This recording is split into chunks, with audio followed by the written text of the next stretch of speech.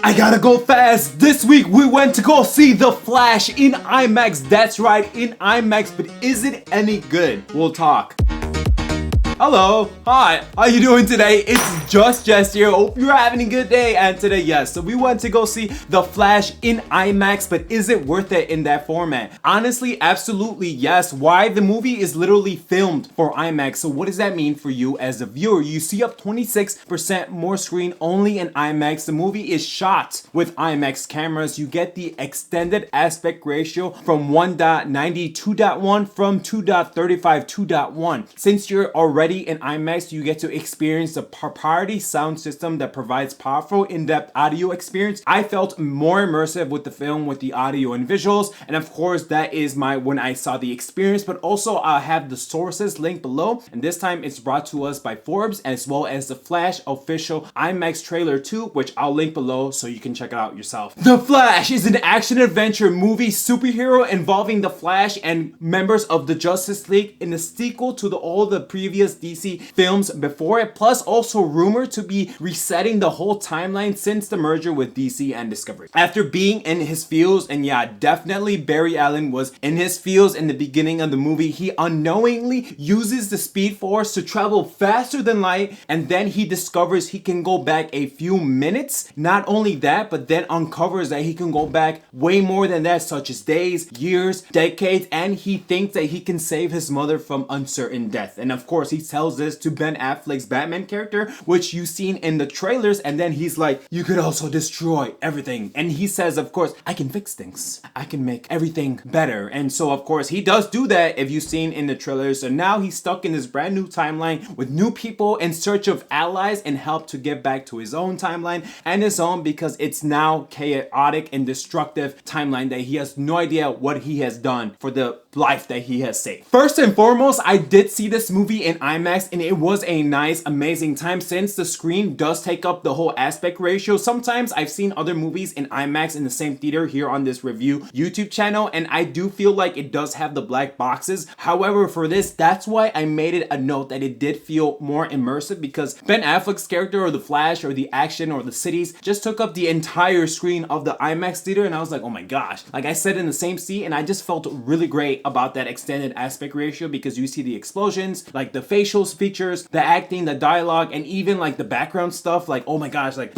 little Easter eggs, call outs and nods to like other timelines, of course, because this is resetting the whole thing. But it's nice to see it in IMAX, because it was a good time. Like the ticket was well worth it in IMAX for this movie, not in terms of only the action, but the way it's presented and executed with the action and the art styles with the human counterpart superheroes attacking each other. However, I'm not gonna lie to you, the movie significantly slows down during like the middle part of the movie. Like it comes to a halt. I mean, not really like slowing down, like it stops, but it does slow down significantly, and you do feel the pacing of it. It's mostly just to say like the exposition, the dialogue. Of course, if you've seen on the trailers, you know that he meets another Barry Allen. So the movie does a little bit of setup before we get into like, oh my gosh, the amazing third act that everyone's like been talking about. But the first act, even the action itself, was still a nice grabbing attention for me to be invested in the rest of the movie. But we do get introduced to secret cameos from fellow DC members and fellow non-DC members that I will not say and spoil it for you, but it is an amazing time to see them in IMAX, especially helping out maybe the Flash and Batman in terms of resetting the timeline or coming back home. So it's a nice call out, because if they do reset the timeline, I can see why like they chose to do this movie in this format. But it's nice to see, because the cameos that do come back do serve the movie purpose forwards. I mean, I guess sometimes they're there just for like fan events, like oh my gosh, my theater screamed like I want to say like 3 times in the beginning, in the middle, and towards the end. Like I had people be like and some little kids next to me, well not little kids, or like teenagers, they had a great time when they saw the cameos and the call outs and Easter eggs. I was like, oh my gosh. And it was a good time, because the people right next to me and even people on the left, like they were cheering for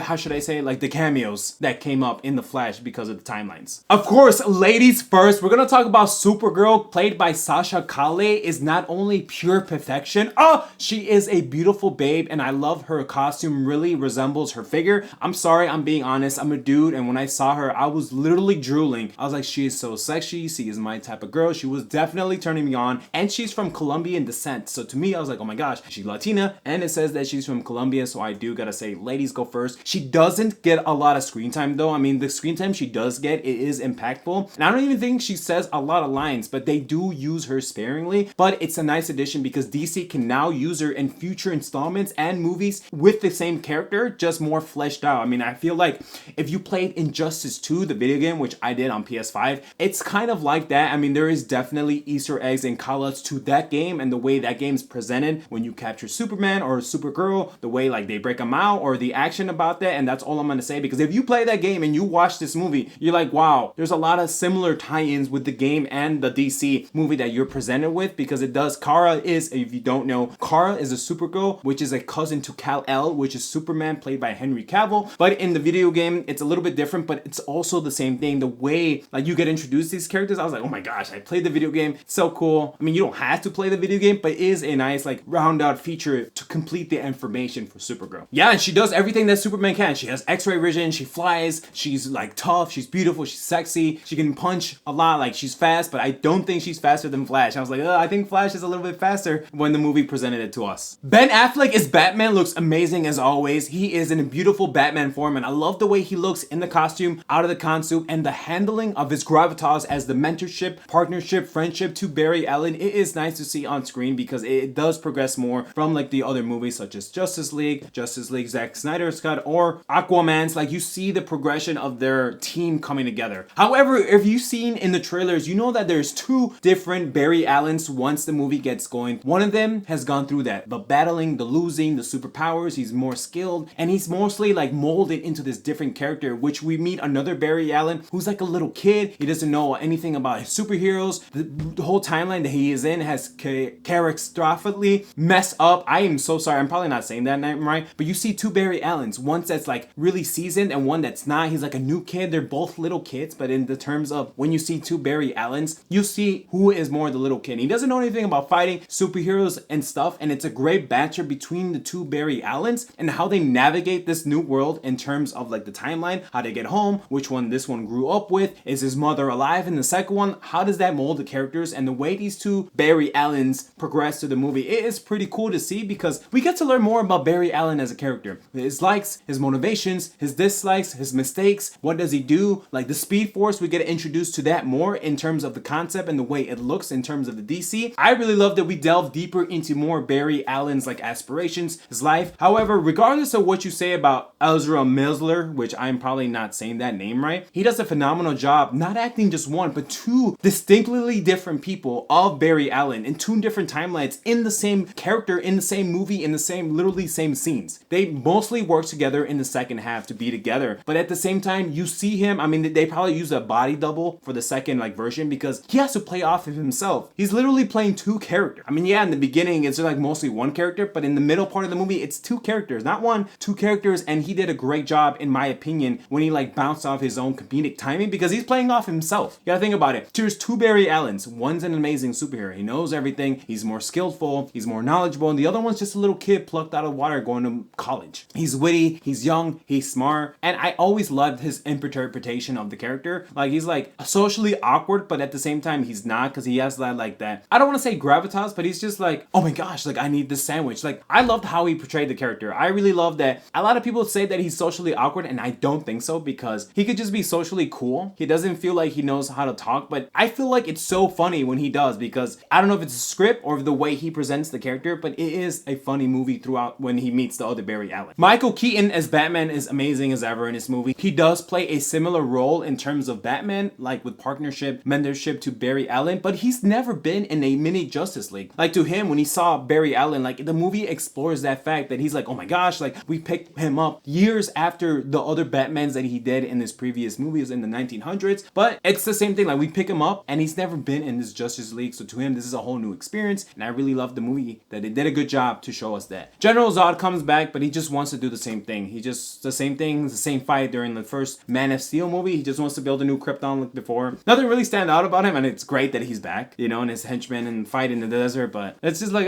it's okay. You know, he's back. It's fine. It's okay. However, to be very honest with you, even though this movie, a lot of people hyping up, it's like the best superhero. It is a good / great movie. I don't think it's up there like, oh my gosh, but it is one of the best ones that DC has like put out in the last couple of years. I do want to say it is a runner up for top 10 best of the year in the second half, unfortunately, maybe like 6 through 10, but it is up there. It is fun. It's amazing. And a lot of people were complaining about the visual spectacle and the special effects. I didn't really notice it that much. Maybe it's just the artistic style the director or the team wanted to go by, and I really didn't mind it that much. I mean, I saw it in IMAX, so your results may vary, but at the end of the day, even in IMAX, like I was like, okay, this looks like fine. I mean, I played the video game Injustice. I play a lot of video games. Like, I don't know why. I mean, I guess the special effects to me, I overlooked it because remember, I saw it in an IMAX screening, so I was looking everywhere in the background, in the future, watching cameos. Like, I was looking out for a lot of callouts, Easter eggs, and nods to like other universes and timelines because there is a lot. So maybe to me, I was more invested in that. But even in an IMAX screening, it still was okay. Like, it's not bad in terms of effects. Like, I mean, if you play video games and you see the movie in IMAX or Dolby or 4DX, you'll be like, okay, it's fine. Like, I feel like it was okay. A lot of people are really bashing on it in the effects. I mean, it's not that bad. But at the end of the day, guys, The Flash, I'm gonna give this a B, and I saw it in IMAX, so results may vary. I had a fun, funny, comedic, amazing time with it. I mean, it's not like A, but I do give it a B. But at the end of the day, yeah, it's okay. It's better than most than DC films, and honestly, at the end of the day, that's all that we can hope because they're gonna reset the timeline. But I'm so excited for Supergirl in the future. If you made it this far, I appreciate you so much. Maybe consider hitting that like button and turning on notifications so you never miss a video. And with that, take care, bye.